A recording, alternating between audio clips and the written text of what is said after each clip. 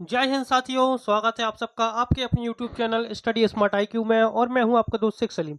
और आज मैं फिर आपके लिए लेकर आ चुका हूं SSC CGL 2025 के लिए जी के GS की क्लास। और आप सभी को पता होगा कि इस सीरीज में हम जो है तो जी के GS के प्रीवियस ईयर क्वेश्चंस को डिस्कस कर रहे हैं, जो कि SSC CGL ने पिछले सालों में पूछे हुए हैं। और आज के जो क्वेश्चन लिए गए हैं तो ये क्वेश्चन लिए गए हैं 11 सितंबर 2024 शिफ्ट 1 में। जो क्वेश्चन आए थे जी के GS के SSC CGL में, उनको हम यहाँ पर डिस्कस करने वाले हैं। और इसकी जो है तो आज ये इसकी 11th क्लास है। इससे पहले हम 10 क्लासेस कर चुके हैं और आज की हमारी ये इसकी 11th 11वीं क्लास है।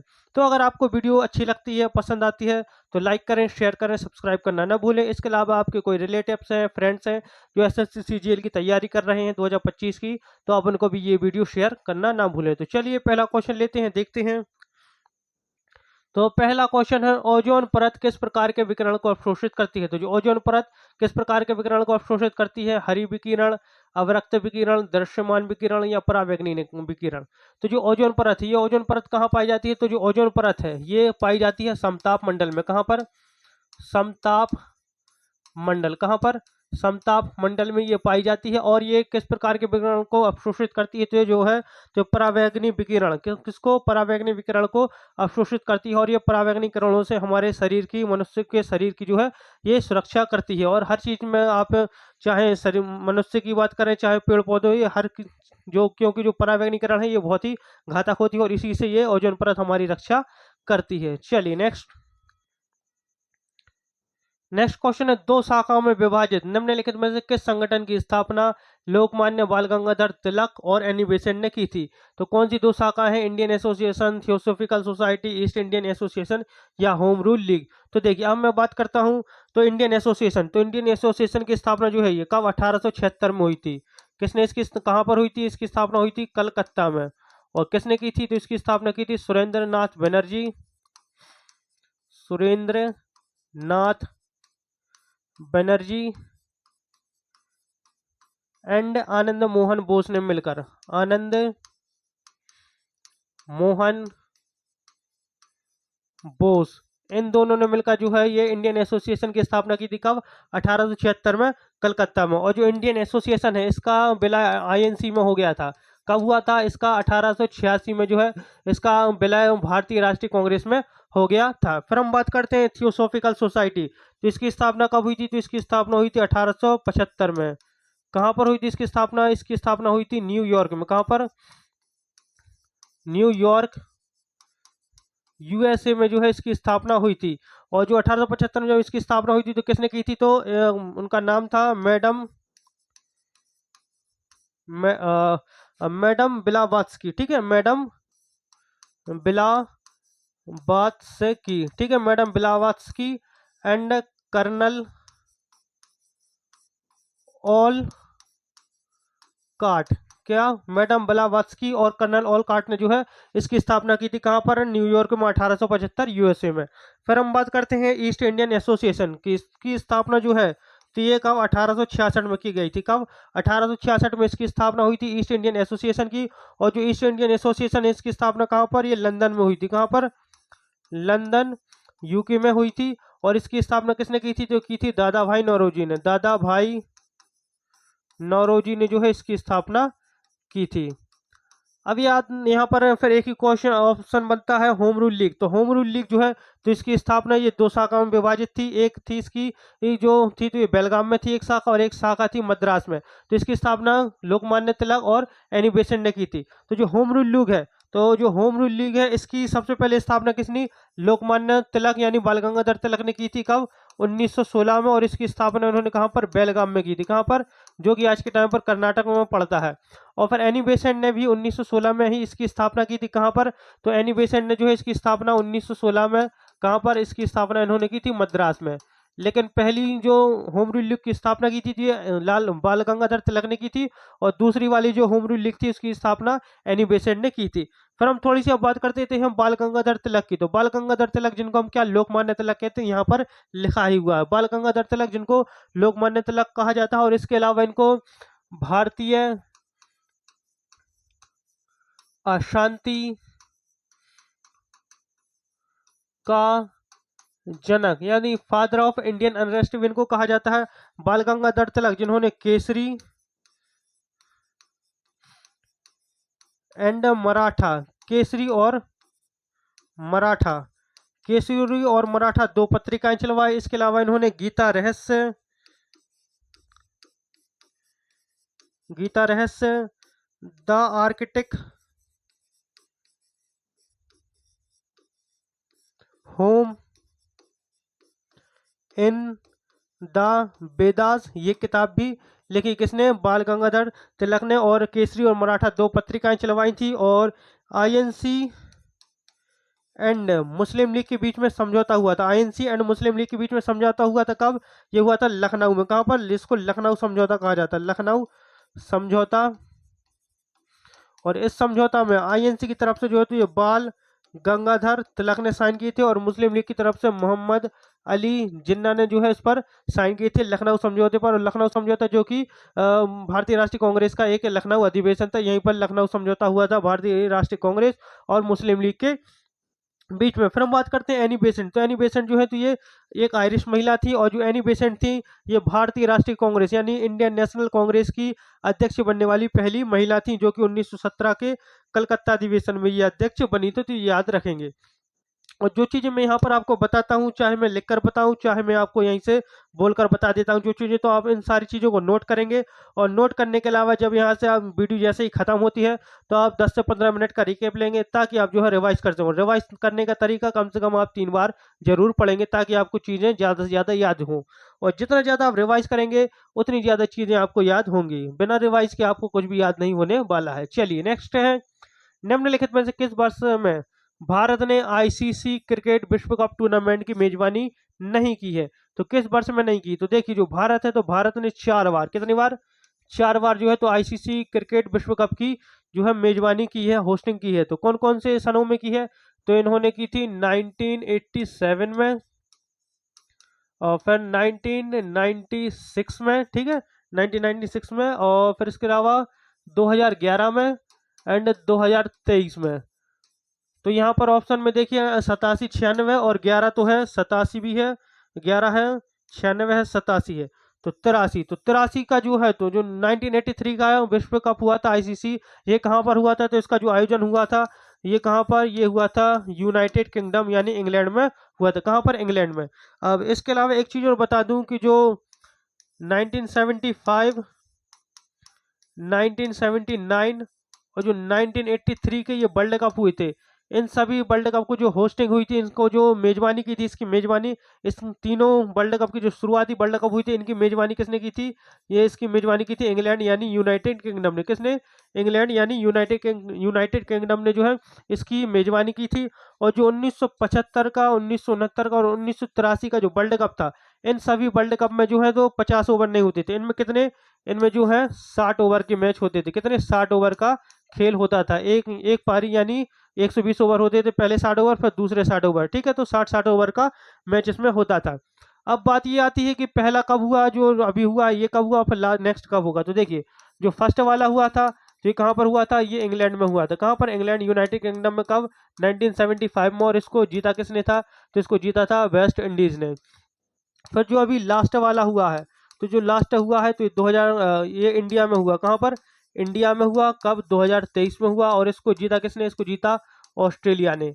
और जो नेक्स्ट वाला होगा तो ये नेक्स्ट कहाँ पर होगा? तो जो नेक्स्ट है ये होगा south Africa, south Africa, Zimbabwe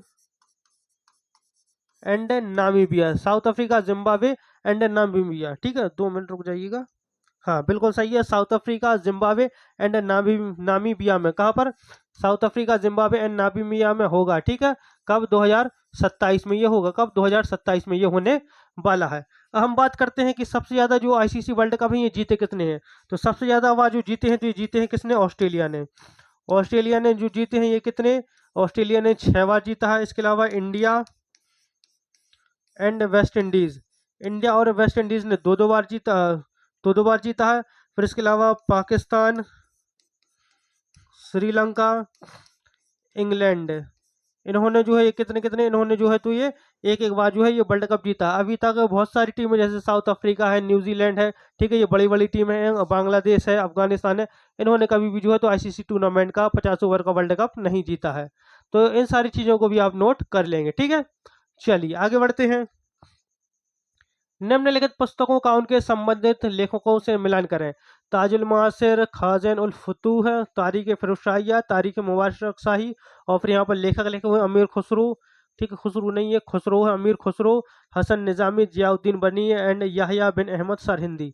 तो देखिए जो ताजुल मासिर, ठीक है, ये मासिर जो किसने लिखी है, तो ये लिखी है हसन निज़ामी ने, ठीक है, यानी ए का सेकंड। फिर खाज़न, तो ये खाज़न नहीं, ये खज़ैन है, क्या खज़ैन, खज़ैन उल फतूह, तो ये लिखी है अमीर खुसरो ने।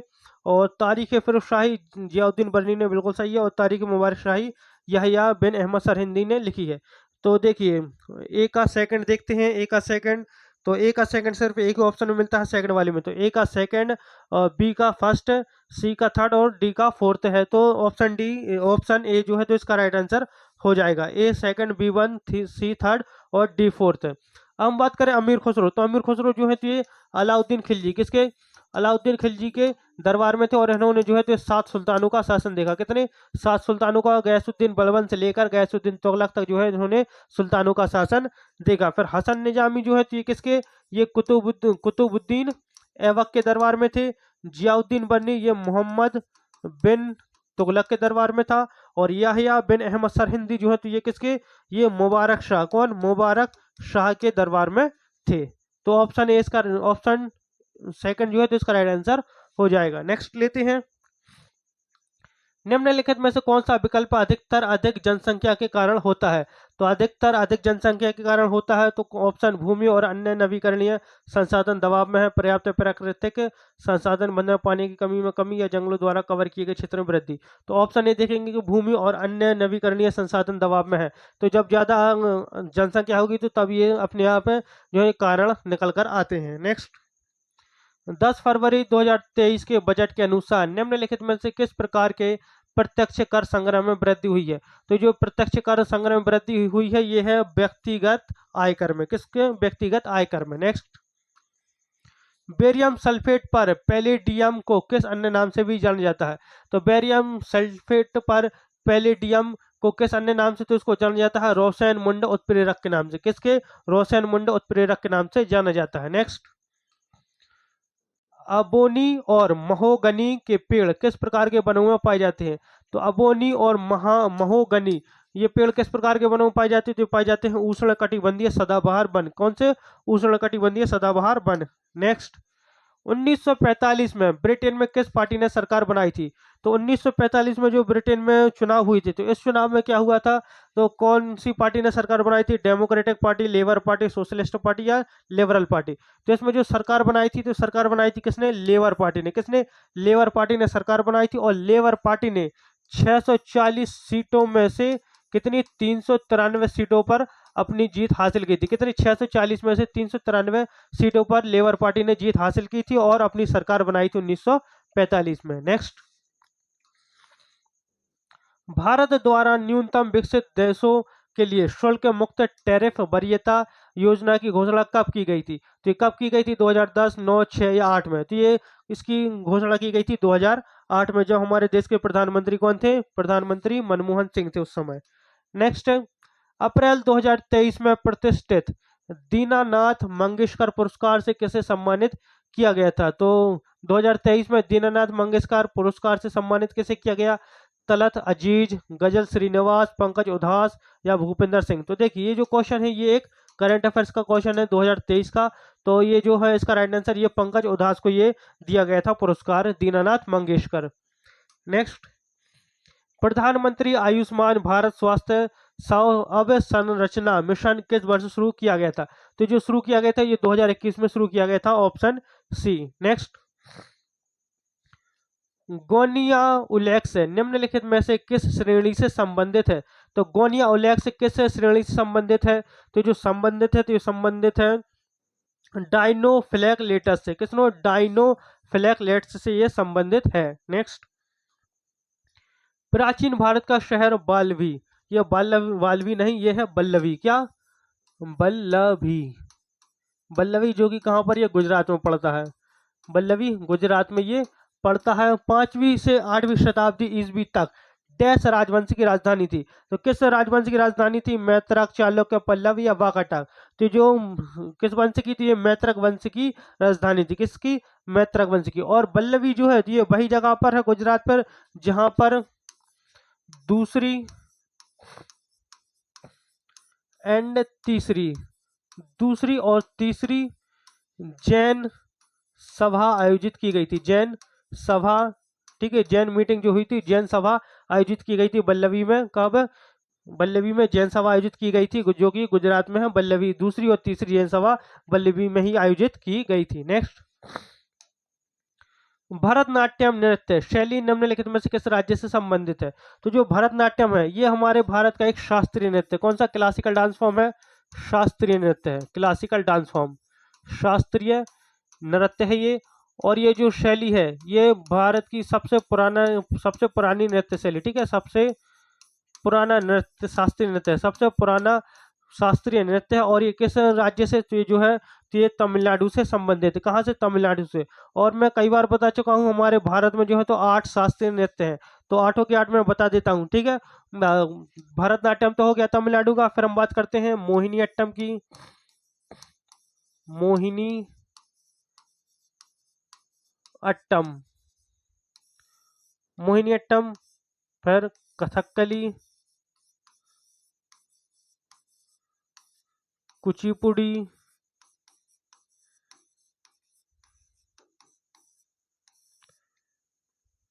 कथक,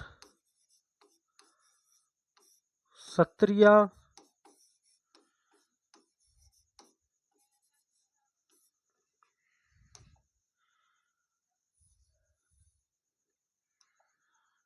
कथक, सत्रिया, मणिपुरी एंड ओडिसी, ये हैं 8 शास्त्रीय नृत्य। 7 यहाँ पर हो गए और 8वां हो गया भरतनाट्यम जो कि तमिलनाडु से। अगर हम बात करें मोहिनी अट्टम और कथकली तो ये कहाँ के? ये केरल के शास्त्रीय नृत्य हैं। कुचिपुड़ी ये आंध्र प्रदेश का शास्त्रीय नृत्य है। कहाँ का? आंध्र प्रदेश का। कथक जो है ये उत्तर प्रदेश का शास्त्रीय नृत्य है। सत्रिया जो है ये असम का शास्त्रीय नृत्य है। मणिपुरी मणिपुर का। और ओडिसी ओडिशा का शास्त्रीय नृत्य है। और ये हमारे देश के 8 शास्त्रीय नृत्य हैं। चलिए आगे बढ़ते हैं।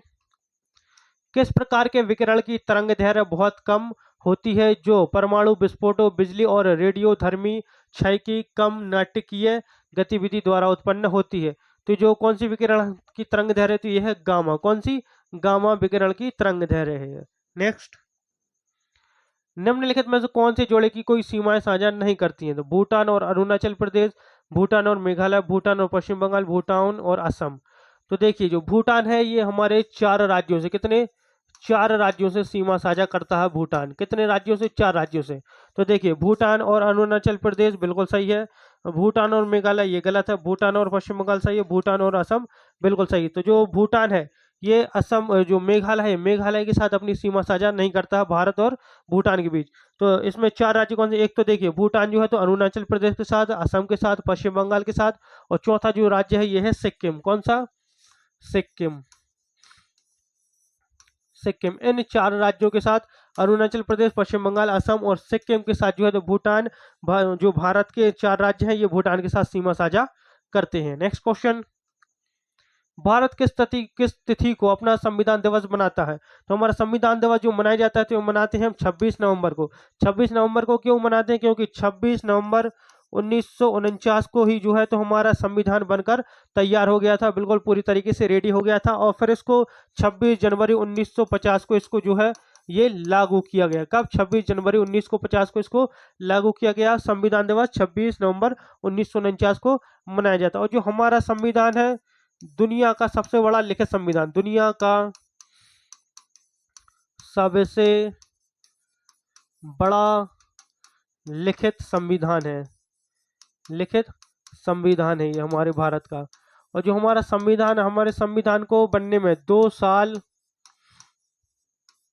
11 माह और 18 दिन, कितने? 2 साल 11 माह और 18 दिन का समय लगा था हमारे संविधान को तैयार होने में। चलिए आगे बढ़ते हैं। नेक्स्ट है कंप्ट्रोलर और ऑडिटर जनरल जिस संगठन का प्रमुख होता है उसे डैश के रूप में जाना जाता है। भारतीय सिविल लेखा संगठन, लेखा महानियंत्रक, भारतीय लेखा परीक्षा और लेखा विभाग, भारतीय चार्टर्ड अकाउंटेंट संस्थान। तो कंप्ट्रोलर और ऑडिटर जनरल जो है तो ये भारतीय लेखा परीक्षा और लेखा विभाग का प्रमुख होता है। नेक्स्ट क्वेश्चन, निम्नलिखित कथनों पर विचार कीजिए और निम्नलिखित में से सही कथनों का चयन कीजिए। तो देखिए कथन हम पढ़ते हैं और फिर हम यहाँ पर सही चयन करते हैं। तो उड़ान योजना के 2017 में कार्यान्वयन के बाद से 5 वर्ष पूरे हो चुके हैं, तो ये वाला ऑप्शन बिल्कुल सही है। फिर यह विज्ञान और प्रौद्योगिकी मंत्रालय की प्रमुख योजना है, ये बिल्कुल गलत है। और फिर भारतीय विमानपत्तन प्राधिकरण इस योजना की कार्यान्वयन एजेंसी, ये वाला भी बिल्कुल सही है। तो हमें सही का पता करना है कि कौन सा कथन या कथनों का सही चयन करना था। तो ऑप्शन एक, फर्स्ट एंड थर्ड, तो ऑप्शन फर्स्ट, ऑप्शन डी, केवल कथन 1 और 3 सत्य है। नेक्स्ट क्वेश्चन, कौन सा भारतीय मैराथन आयोजन एशिया का सबसे बड़ा मैराथन माना जाता है? तो ये माना जाता है मुंबई मैराथन। कौन सा? मुंबई मैराथन। और लेकिन मुंबई मैराथन जिसका आधिकारिक नाम है क्या, इसके आगे एक चीज और लग जाती है, टाटा मुंबई मैराथन इसका आधिकारिक नाम है। और ये एशिया का सबसे बड़ा मैराथन है। और जो इसकी शुरुआत हुई थी, ये इसकी शुरुआत हुई थी 2004 में। कब? 2004 में इसकी शुरुआत हुई थी। नेक्स्ट, शब ए बारात किस धार्मिक समूह द्वारा मनाया जाता है? मुस्लिम, बौद्ध, जैन या पारसी? तो शब ए बारात जो है तो कब मनाई जाती है? तो जो शब ए बारात है ये एक इस्लामिक कैलेंडर आता है सावन महीना। कौन सा? शाबान महीने, ठीक है, सावन महीना आता है। सावन महीना के 14वें एंड 15वें दिन जो रहता है, इसके बीच की जो रात होती है, 14वां दिन और 15वां दिन की जो बीच की रात होती है, उस रात में जो है शब बारात मनाई जाती है। और किसके द्वारा? ये मुस्लिमों के द्वारा मनाई जाती है। किसके द्वारा? मुस्लिमों के द्वारा ये मनाई जाती है शब बारात। नेक्स्ट, भारत अवसंरचना परियोजना विकास कोष से जुड़े निम्नलिखित कथनों पर विचार कीजिए। तो IIPDF की स्थापना 2017 में हुई थी, ये बिल्कुल सही है। फिर IIPDF यानी भारतीय अवसंरचना परियोजना विकास कोष के लिए धन केंद्र सरकार द्वारा प्रदान किया जाता है, बिल्कुल गलत है ये। पर यह योजना आर्थिक मामलों के विभाग के अधीन अधिसूचित, ये भी बिल्कुल गलत है। तो कौन सा कथन गलत है?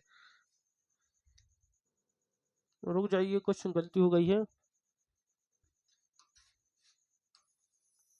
2 मिनट। कौन से कथन गलत है? हाँ, तो ऑप्शन ए जो है ये वाला गलत है, ठीक है। इसकी स्थापना 2017 में नहीं हुई थी। तो ऑप्शन ए जो है, तो ऑप्शन ए, केवल एक ऑप्शन ए जो है ये गलत है, बाकी दोनों सही हैं, ठीक है। मुझे थोड़ी सी भूल हो गई थी तो मैंने गलत पढ़ लिया। यहाँ पर मैं सही सोच रहा था, लेकिन यहाँ पर गलत के बारे में दिया हुआ है, तो ये वाला गलत है और ये दोनों सही है। तो केवल एक वक्त कथन जो है गलत है। नेक्स्ट क्वेश्चन, निम्नलिखित में से कौन अकबर के नवरत्नों में से एक था? तो अकबर के नवरत्नों में से कौन था? पुरंदरदास, स्वामी हरिदास, तानसेन या अमीर खुसरो? तो ये थे तानसेन। तानसेन जो कि संगीतकार थे अकबर के दरबार में, और नवरत्नों में से भी एक थे। अकबर की बात करते हैं, अकबर जो है हुमायूं का बेटा था। इसने पानीपत का दूसरा युद्ध लड़ा। पानीपत का दूसरा युद्ध जो कि कब हुआ था? ये 1556 में हुआ था। किस किस के बीच में? अकबर एंड हेमू के बीच में हुआ था। और अकबर का एक बहुत ही वफादार सेनापति था, सिपा सालार था, जिसका नाम था क्या? बैरम खान। इसने ही जो है हेमू को मार दिया और अकबर इस युद्ध में जीत गया था। इसके अलावा जो अकबर है, तो अकबर जो है इसने इबादत खाना बनवाया। इबादत खाना, क्या? इबादत खाना बनवाया। इसके अलावा बुलंद दरवाज़ा बनवाया, बुलंद दरवाज़ा। तो ये भी पूछा जाता है कि बुलंद दरवाज़ा जो है तो ये किसके उपलक्ष्य में बना था? तो बुलंद दरवाज़ा जो अकबर ने फतेहपुर सीकरी में बनाया था, ये इसका जो उपलक्ष्य है, ये किस उपलक्ष्य में बनाया गया था? तो इन्होंने जो है वो अकबर ने गुजरात पर विजय प्राप्त की थी, यहाँ पर विक्ट्री हासिल हुई थी गुजरात में, और उसी के उपलक्ष्य में जो है इन्होंने बुलंद दरवाज़ा बनवाया था। कहाँ पर? फतेहपुर सीकरी में। इसके अलावा फतेहपुर सीकरी जो शहर है, फतेहपुर सीकरी शहर जो है, इसको भी किसने?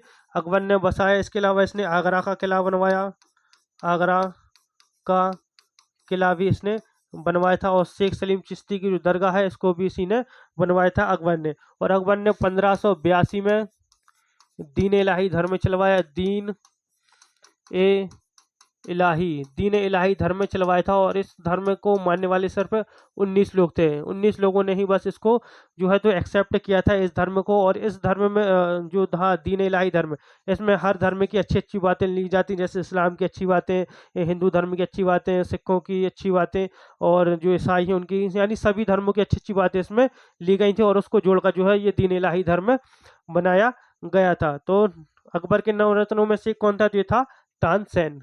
चलिए आगे बढ़ते हैं। नेक्स्ट है जनवरी 2021 में प्रकाशित पुस्तक फियरलेस गवर्नेंस, जिसने उन्होंने राज्यपाल के रूप में अपने कार्यकाल का वर्णन किया है, किसने लिखी है? तो किसने लिखी? द्रौपदी मुर्मू, बेबी रानी मौर्य, किरण बेदी या आनंदीबेन पटेल। तो ये है किरण बेदी। कौन? किरण बेदी जो है तो उन्होंने लिखी है फियरलेस गवर्नेंस, जिन्होंने अपने अपने कार्यकाल, जो उन्होंने कार्यकाल किया उस कार्यकाल के बारे में उन्होंने वर्णन किया है।